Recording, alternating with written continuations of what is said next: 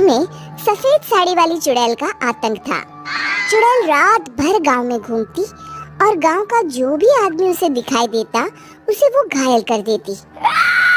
अरे कोई तो बचाओ, मर गया रे। एक रात हरिया अपने खेत से अपने घर लौट रहा था कि तभी अचानक उसके सामने चुड़ैल आ जाती है। अरे बाप रे, ये चुड़ैल कहाँ से आ गई? आज तो मैं गया काम से।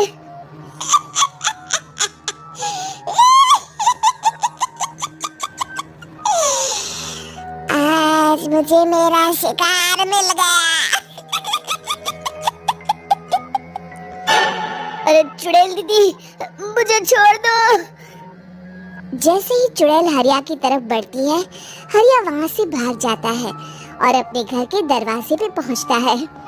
अरे भगवान, जल्दी से दरवाजा खोलो, मेरे पीछे चुड़ैल पड़ी है। हरिया की पत्नी जल्दी से दरवाजा खोल देती है। अरे आप इतना हाफ क्यों रहे हैं? अरे मेरे पीछे चुड़ैल पड़ी है, आज तो मैं बाल बच गया। जल्दी से सभी दरवाजे और सभी खिड़कियों को बंद करके बत्ती बुझा दो। तभी चुड़ैल हरिया के घर के पास पहुंच जाती है। अरे वो आदमी कहाँ गायब हो गया? मैं भी देखती हूँ आखिर कब तक बचेगा। मैं अपने शिकार को इतनी आसानी से नहीं छोड़ती। इतना कहकर चुड़ैल वहाँ से चली जाती है।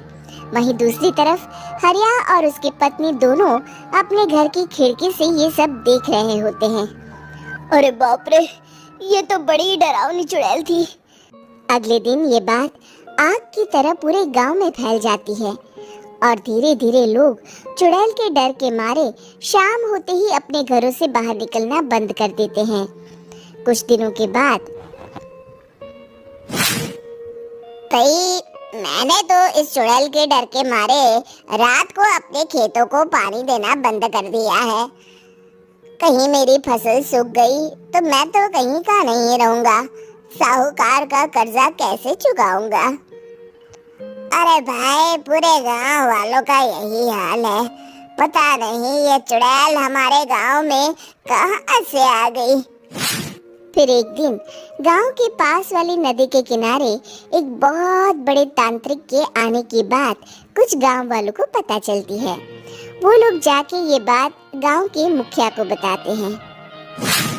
मुखिया जी, नदी के किनारे एक बहुत ही पहुंचे हुए तांत्रिक बाबा आए हैं, हमें उनसे मदद मांगनी चाहिए। मैंने सुना है वो बड़े बड़े भूतों और चुड़ैलों को अपने वश में कर लेते हैं। मुखिया जी सभी गांव वालों को लेकर उस तांत्रिक के पास पहुंच जाते हैं। ओम फट स्वाहा, ओम फट स्वाहा। तभी तांत्रिक अपनी बंद आंखों को खोलकर कहता है, क्या बात है, तुम सब लोग यहाँ क्यों आए हो? मुखिया जी उस तांत्रिक को सारी बात बता देते हैं।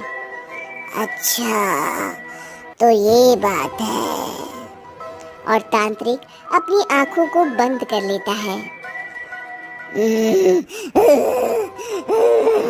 मैं देख रहा हूँ तुम्हारे पूर्वजों ने बहुत पाप किए थे, जिससे ये गांव अब श्रापित हो चुका है। उसी के फल स्वरूप तुम्हारे गांव में चुड़ैल आई है। ये चुड़ैल बहुत खतरनाक है, ये किसी को नहीं छोड़ेगी।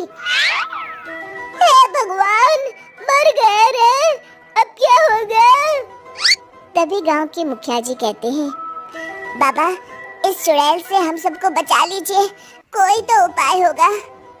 इसका सिर्फ एक ही उपाय है, सभी गांव वालों को बारी बारी हर दिन अपनी आधी फसल उस पहाड़ी के ऊपर बनी काली गुफा में छोड़ के आनी होगी। तभी उस चुड़ैल की भूख मिटेगी और श्राप का प्रभाव खत्म हो जाएगा और तुम सब जिंदा बच जाओगे। सभी गांव वाले उस तांत्रिक की बात को मान लेते हैं और वहां से चले जाते हैं। फिर अगले दिन से रोज उस गांव के लोग बारी बारी से अपनी आधी फसल उस काली गुफा के पास जाकर रखाते। कुछ दिनों बाद हरिया की बारी आती है। बाप रे, आज तो मेरी बारी है उस काली गुफा में जाने की। क्या करूं? वो तो बड़ी खतरनाक चुड़ैल है। मेरे तो हाथ पैर कांप रहे हैं। फिर हरिया डरते डरते अनाज की बोरियां अपनी बैलगाड़ी में लाद देता है। तभी हरिया की पत्नी उससे कहती है, देखो जी, संभल के जाना और किसी भी हालत में शाम होने से पहले वापस आ जाना। उस चुड़ैल का कोई भरोसा नहीं है जी। हरिया बैलगाड़ी में बैठते हुए कहता है, भगवान, मैं क्या वापस आऊंगा? लगता है अब तो मेरी खबर ही आएगी। इतना कहकर हरिया वहां से चला जाता है। रास्ते में जंगल से गुजरते हुए हरिया की बैलगाड़ी का एक चक्का बड़े गड्ढे में फंस जाता है। हे भगवान, अब ये क्या मुसीबत है? हरिया नीचे उतर के पूरी ताकत से अपनी बैलगाड़ी को गड्ढे से निकालने की कोशिश करता है। बहुत देर मेहनत करने के बाद हरिया की बैलगाड़ी उस गड्ढे से बाहर निकल जाती है। हे भगवान, अब तो शाम होने वाली है। आज तो मैं गया काम से। जैसे तैसे हरिया काली गुफा में पहुंच जाता है। अरे मर गया रे, यहाँ तो चारों तरफ डरावना माहौल है। मैंने यहाँ आने में बहुत देर कर दी, कहीं चुड़ैल नाराज ना हो जाए।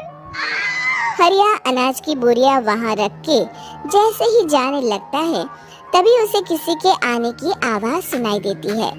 हरिया एक कोने में छुपकर अंदर